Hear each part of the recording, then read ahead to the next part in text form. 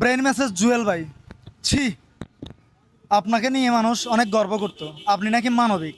আপনি কি শুরু করছেন আসলে? এটা কি ঠিক? ব্রা ফ্যান্টি এগুলার যে বিজনেস শুরু করছেন, কত মানুষের অ্যালার্জি হতে পারে এটা আপনি জানেন? এখন সোশ্যাল মিডিয়ায় ঢুকলে আপনার এই ব্রা ফ্যান্টি আর ব্রা ফ্যান্টি ছাড়া আর কিছুই দেখতে পাই না। রবিন ভাই, আসলে কি জুয়েল ভাই কাজটা ভালো করলো নাকি খারাপ?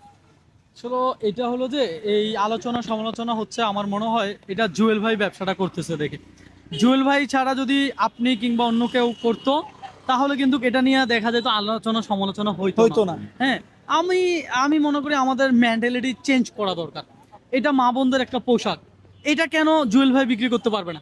একটা স্বাস্থ্যসম্মত একটা কাপড় আনছে দেশে, তা আমার মনে হয় এটা তো অ্যাপ্রিসিয়েট করা দরকার। হ্যাঁ, অবশ্যই।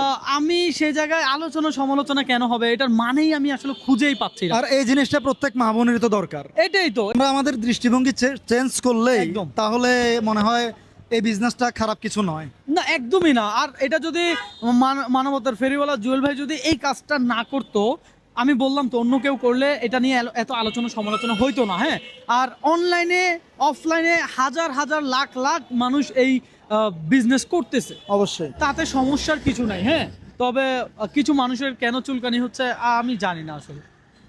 বিশেষ করে আমার মনে হয় বাংলাদেশের একটা জেলার মানুষ হুম। এই ব্রা ফ্যান্টি গুলো ব্যবহার করে না ভাই। সেটা কোন জেলা? সেটা কোন জেলা? দর্শক কমেন্ট করবে। দর্শক কমেন্ট করবে। দর্শক কমেন্ট কোন করবে। জেলার মানুষের অ্যালার্জি আছে ব্রা ফ্যান্টিতে, সেটা দর্শক কমেন্ট করবে। সবশেষে একটা কথা বলতে চাই, আসলে আমাদের দৃষ্টিভঙ্গি পরিবর্তন করা দরকার। এই জিনিসটা টোটালি আসলে নেগেটিভ কিছু না। আপনারা একটু ভাবেন, একটু চিন্তা করেন। একটা এটা ব্যবসা করাই যায়, এটা একটা ব্যবসা। হ্যাঁ, অবশ্যই। এটা একটা কাপড়। আপনি ওইটা কি কি হিসাবে দিচ্ছেন? ভালো থাকবেন, সুস্থ থাকবেন। আর আনোয়ার ভাই যেটা বললো আর কি, কোন জেলার মানুষের আসলে এটা বেশি একটা অ্যালার্জি হচ্ছে, আপনারা একটু কমেন্ট করেন। হ্যাঁ। একদম।